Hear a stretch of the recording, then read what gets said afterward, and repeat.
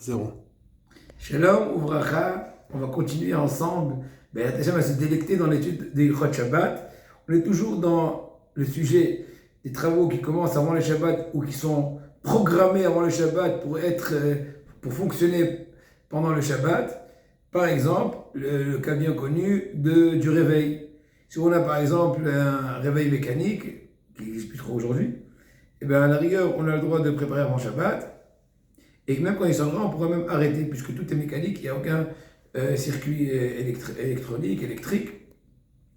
De même, on pourra même utiliser bien sûr un réveil électrique à pile ou bien qui est branché sur l'électricité. Mais en ce cas-là, on n'a pas le droit, il sonnera le Shabbat, on n'a pas le droit de l'arrêter pendant Shabbat, puisqu'on est en train de faire une extinction, c'est sûr que c'est interdit. C'est pas comme l'expérience mécanique, on arrête juste le système de ressort, etc. Et le téléphone, la même chose, celui qui est un portable, et le programme avant Shabbat afin qu'il sonne. Et le réveil, pour aller plus tôt à la tfila, ne pas passer toute la journée du Saint Shabbat dans son lit. On sait très bien qu'une heure d'étude du Shabbat, elle est fois des centaines ou des fois même des milliers, selon les différents avis du Pshat, de la Kabbalah, de l'étude en semaine. Donc c'est dommage de rater cette occasion. Il est vrai qu'il faudra se renforcer, reprendre des forces et tout, mais des fois on exagère un peu. Donc il faudra se remettre en question de temps en temps et réfléchir, est-ce que je ne gaspille pas trop ces heures chères, qui sont des heures qui nous font monter, qui nous font rentrer dans une nouvelle galaxie, une nouvelle dimension du surnaturel, que chaque heure elle est fois des milliers d'heures de la semaine, c'est dommage. Mais en tout cas, il a programmé son portable, et il sonne Shabbat, c'est aussi permis, il ne touchera même pas le portable.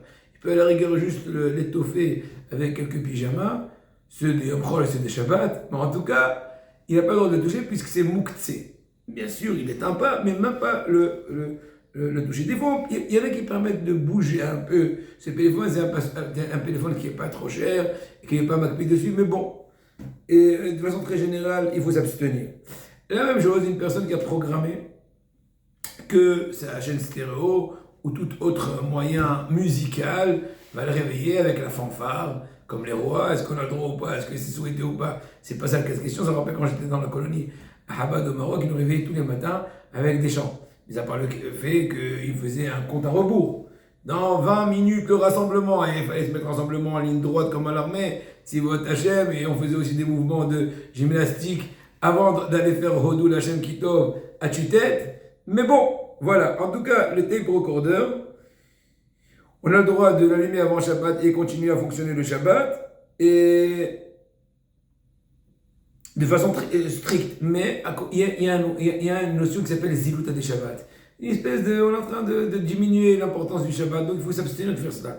Il est vrai que dans des cas de guerre à Shalom, que Kodesh Baruch Hu nous délivre des cas présents dans lesquels on est, on permettrait, en tout cas à voix basse, en tout cas à bas volume, de laisser la radio ou d'autres moyens de communication afin d'être au courant. Hazvé Shalom, c'est besoin d'avoir des alertes, etc.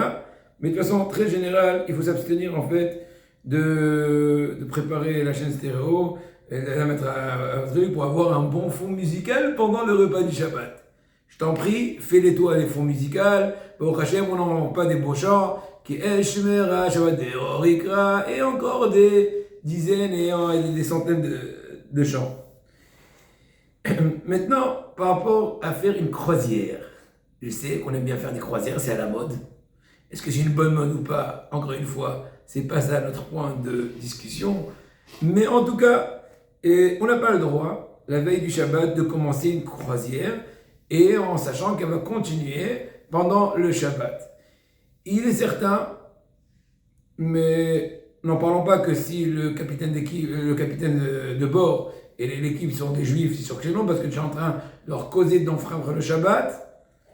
Et même si on a commencé à voyager avant le Shabbat, c'est pas parce qu'on a commencé avec le pied droit qu'on peut piétiner le Shabbat, à Shalom, parce qu'on a toujours besoin. Il y en a qui disent certains avis que non, parce qu'une fois qu'on a commencé avec permission, après, il se trouverait qu'on est en danger, on ne peut pas jeter l'ancre n'importe où dans les îles Caraïbes.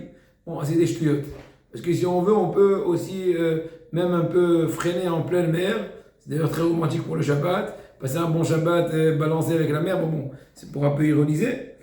Il y a encore quelques détails dans ce cas-là. Et si la majorité de l'équipage sont des goïms, et la majorité, oh non, si tout l'équipage sont des goïms, et la majorité des voyageurs sont des goïms, donc on va du principe que l'intention du capitaine de bord qui est goïm, et tout l'équipage sont des goïms, qui font les travaux du bateau pour la majorité du public qui est goï. Et la majorité de juifs qui se trouvent là-bas serait permis. Il y a encore des détails, mais en tout cas, l'idée générale est telle que. L'hydrote.